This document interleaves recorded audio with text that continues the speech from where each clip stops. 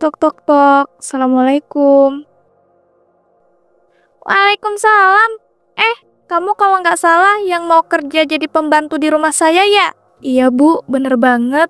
Sebelumnya saya mohon maaf ya bu, karena saya tuh datangnya sedikit terlambat. Tadi saya bingung bu, nyari alamat rumah ibu. Oh alah, iya nggak apa-apa kok, telat dikit doang kok. Yuk mari masuk, saya kenalin kamu sama suami saya. Terus ntar saya kasih tahu kamu kerjanya ngapain aja. Baik bu, terima kasih. Mas Yanto, ini loh pembantu yang mau kerja di rumah kita udah datang. Ya kah dek, mana orangnya? Ini mas, kenalin diri kamu dong. Iya pak, bu. Perkenalkan, nama saya Wiwin. Saya dari kampung pak, bu. Kebetulan saya merantau ke kota ini untuk mencari pekerjaan. Saya juga mau ngucapin terima kasih karena Pak Yanto dan Bu Siti sudah mau menerima saya jadi pembantu di rumah ini. Oh alah, nama kamu Wiwin toh? Perasaan kemarin saya dikasih tahu agensi nama kamu itu Yanti. Iya bu, bener. Nama saya itu aslinya Wiwin Yanti Suranti. Kadang-kadang emang dipanggil Wiwin, kadang juga dipanggil Yanti. Wah, nama kamu lumayan panjang juga ya. Ya udah kalau gitu kamu bisa mulai kerja sekarang. Dek, kamu kasih tahu tuh si Wiwin suruh kerja apa aja biar dia itu nanti nggak bingung. Mas mau berangkat kerja dulu ya. Assalamualaikum. Waalaikumsalam. Iya mas, siap. Hati-hati ya di jalan. Jadi Wiwin, kamu tuh kerja di sini kayak pembantu biasa aja ya? Kamu sebelumnya udah pernah jadi pembantu belum? Belum bu, kan saya baru aja merantau ke kota ini. Jadi sebelumnya saya di desa cuma bantu-bantu keluarga doang. Oh alah, jadi begitu toh? Berarti harus saya jelasin secara rinci ya? Jadi Wiwin, pekerjaan kamu tuh full banget.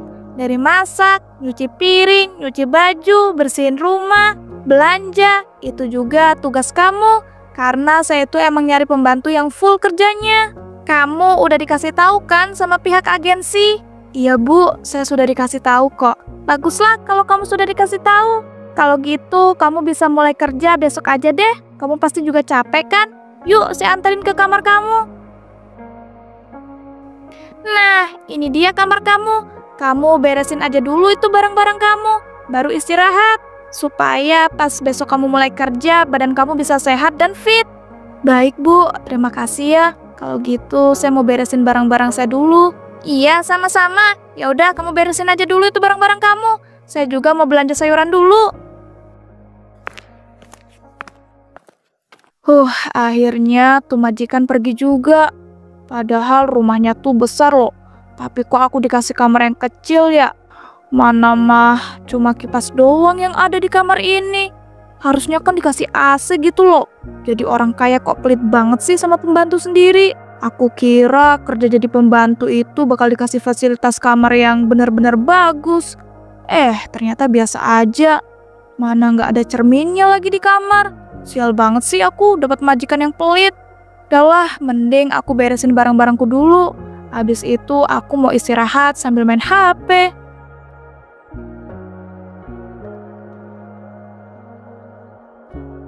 Keesokan harinya Wiwin pun mulai bekerja jadi seorang pembantu di rumah tangga tersebut. Wiwin, tolong buatin kopi dong buat suami saya. Dia itu mau berangkat kerja, jadi cepet ya.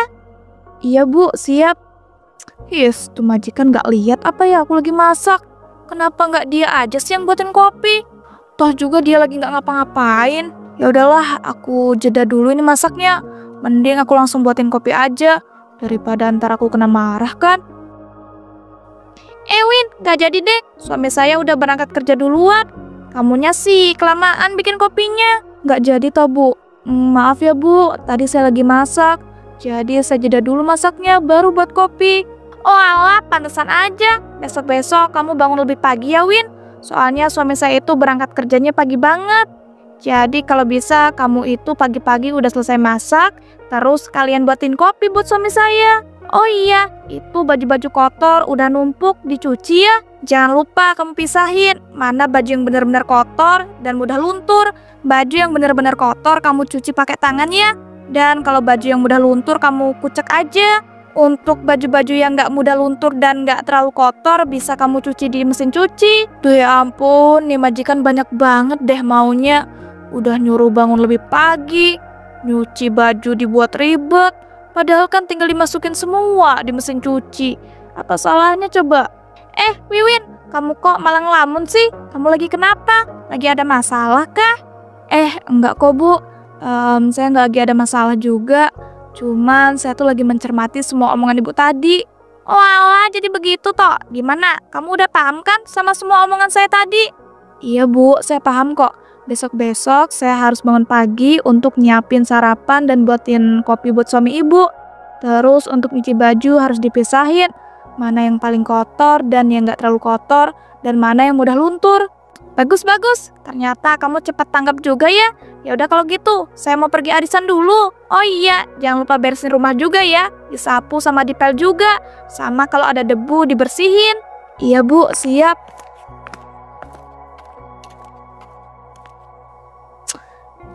Nyebelin banget sih tuh majikan. Nyuruhnya tuh nggak kira-kira. Mbok ya dijeda dulu gitu. Tapi ya gimana? Itu semua kan emang kerjaanku. Ya udahlah, daripada aku ngedumel, mending aku langsung kerjain semuanya. Biar aku bisa istirahat terus main sosmed deh. Wiwin pun mulai mengerjakan semua pekerjaan rumah yang disuruh oleh majikannya. Duh ya ampun, ternyata kerja jadi pembantu itu capek banget ya. Salah aku juga sih ngambil yang full semuanya. Jadi kan semuanya harus aku kerjain. Ya gimana? Kalau aku nggak ngambil yang full semuanya, jadinya gajinya bakal sedikit. Kalau dipikir-pikir enak banget ya jadi orang kaya. Bisa nyuruh ini, nyuruh itu. Bisa nggak ngerjain apa-apa. Andai aja aku bisa jadi orang kaya. Duh ya ampun, halusinasiku kumat lagi. Tapi seharusnya nggak apa-apa nggak sih berhalusinasi sekali-kali. Hahaha. Nah, tinggal ngepel lantai lagi nih yang belum. Tapi ini udah sore kok Bu Siti belum pulang-pulang ya dari arisan. Udahlah, biarin aja. Mungkin Bu Siti lagi ada urusan lain. Assalamualaikum. Waalaikumsalam. Wah, Pak Yanto udah pulang. Ya nih. Wih, ngomong-ngomong, istri saya kemana ya? Dari tadi saya telepon nggak diangkat-angkat nih. Tadi pagi bilangnya sih pergi arisan, Pak. Tapi sampai sekarang belum pulang-pulang. Oh alah, pantesan aja. Istri saya itu emang kalau arisan habis itu main. Dia itu sama teman-temannya. Istri saya kalau udah main sama teman-temannya pasti lupa waktu. Bahkan pas itu sampai 2 hari nggak pulang-pulang loh. Ya ampun, sampai segitunya ya Pak. Tapi Bapak nggak takut apa kalau istri Bapak kena masalah atau malah selingkuh? Kamu ini jangan asal ngomong ya. Ngapain takut saya itu? Saya itu udah percaya penuh sama istri saya. Nanti juga istri saya itu bakal menghubungi saya dan nge-VC saya buat ngasih tahu kalau dia itu pergi sama siapa aja. Walah, jadi begitu. Maaf ya Pak, tadi omongan saya lancang. Ya nggak apa-apa. Oh ya ini saya beli seafood. Kamu masak ya? Kemarin tuh istri saya itu bilangnya pengen seafood. Jadi saya itu beliin deh. Siapa tahu kan dia itu ntar malam udah pulang. Iya Pak, kalau gitu saya langsung masak aja ini seafoodnya. Aku tuh belum selesai loh ini ngepelnya. Dan belum istirahat sama sekali. Tapi udah disuruh lagi aja. Suami sama istri mah sama-sama suka nyuruh terus, gak lihat keadaan. Badanku capek banget deh rasanya. Apalagi kan kalau masak seafood ini agak lumayan lama bersihinnya. Tapi ya udahlah, daripada ntar kena marah, aku kerjain aja deh. Keesokan harinya Wiwin pun mendengar pertengkaran antara Pak Yanto dan juga Bu Siti. Mas, maafin aku ya. Kemarin tuh aku gak ada niatan mabuk sama sekali loh. Cuma ya kamu tahu sendiri kan teman-teman aku gimana. Kan aku itu udah bilang sama kamu Dek, kamu itu jangan berteman sama mereka lagi. Mereka itu memberikan pengaruh buruk buat kamu. Mana janji kamu itu ya, bilangnya nggak akan pernah mabuk lagi dan pergi main sama teman-teman kamu sampai lama. Aku nggak bisa Mas ngejauhin teman-teman aku.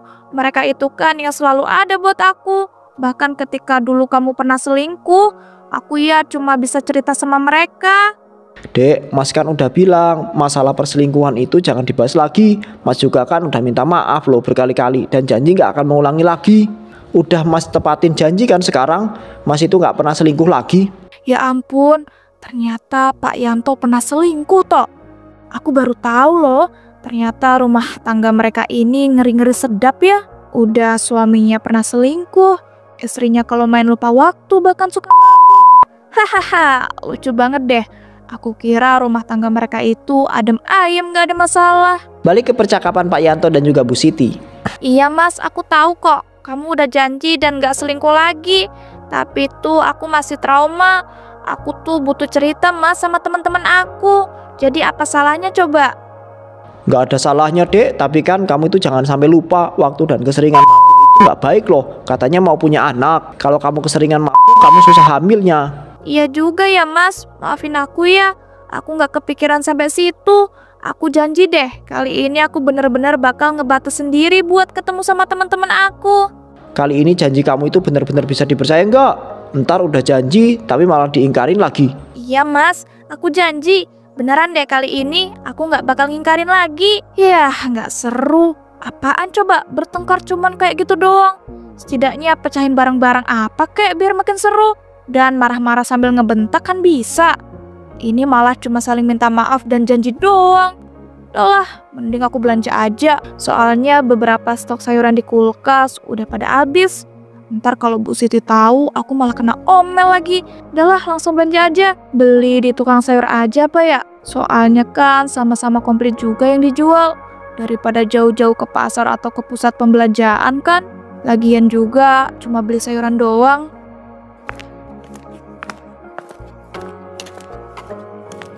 Saat di tukang sayur, wah Mbak Wiwin tumben banget beli sayuran di sini.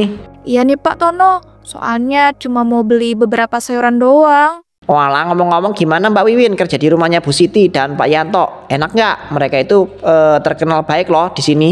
Baik dari mananya Pak? Orang suka banget nyuruh-nyuruh, mana pelit lagi. Loh, bukannya kalau kerja di pembantu itu emang harusnya disuruh-suruh ya? Iya sih, tapi mereka itu berlebihan Pak. Dan Bapak tahu nggak? Pak Yanto itu Pak, ternyata pernah selingkuh loh. Dan Bu Wiwin itu suka lupa waktu kalau main sama teman-temannya. Bisa sampai 2 harian Pak nggak pulang. Manalah kalau pulang itu mabuk Pak. Ngeri banget nggak sih? Astagfirullahaladzim, yang bener Mbak Wiwin.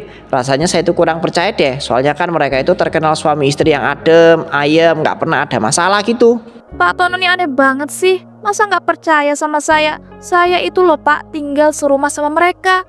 Jadi saya bisa ngeliat semuanya lah. Mereka itu ya Pak, kalau dari luar emang kelihatan suami istri yang adem ayem gak ada masalah. Tapi ternyata di dalamnya itu mereka itu suami istri yang problematik. Banyak banget Pak masalahnya. Iya juga ya, tapi ya bener-bener nggak nyangka deh. Masa iya sih Pak Yanto itu kelihatan setia itu pernah selingkuh? Dan Bu Siti yang kelihatan pendiam dan baik hati ternyata suka lupa waktu pas main. Makanya itu Pak Tono, jangan menilai sesuatu itu dari tampilannya doang. Orang-orang itu rata-rata gitu Pak, tampilannya aja bagus, tapi aslinya mah bobrok. Wih, ada apa ini? Kok kelihatannya Pak Tono dan Mbak Wiwin asik banget ngobrolnya? Ini loh Mbak Wiwin ini bilang, ternyata Pak Tono itu pernah selingkuh loh. Dan Bu Siti yang pendiam dan baik hati itu ternyata kalau main sama teman-temannya suka lupa waktu dan suka mabuk-mabukan lagi. Duh Jan, yang bener aja, ini berita besar loh. Ibu-ibu, semuanya ayo sini kumpul-kumpul. Ada berita terbaru loh dan terhangat dari Mbak Wiwin. Wih, ternyata cerita-cerita kayak gini sama ibu-ibu bikin senang dan lega ya. Soalnya selama ini kan aku nggak pernah cerita sama siapa-siapa. Apalagi ketika aku sebutin semua aib dari Pak Yanto dan Bu Siti, semuanya pada heboh loh. Hahaha, kalau gini mah aku jadi makin suka nyeritain aib Pak Yanto dan Bu Siti. Sejak saat itu Wiwin pun menjadi sangat suka menyebarkan aib majikannya sendiri. Tahu nggak, masa ya orang-orang kompleks sini tuh pada tahu loh masalah rumah tangga kita. Mereka bahkan tahu semua aib kita, Pak.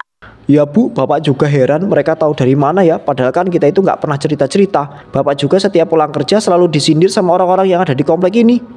Manalah udah sampai tempat kerja juga Bapak jadi malu banget loh mau keluar-keluar rumah. Nah, makanya itu Pak, Ibu juga heran. Siapa ya Pak yang tega nyebarin aib-aib kita?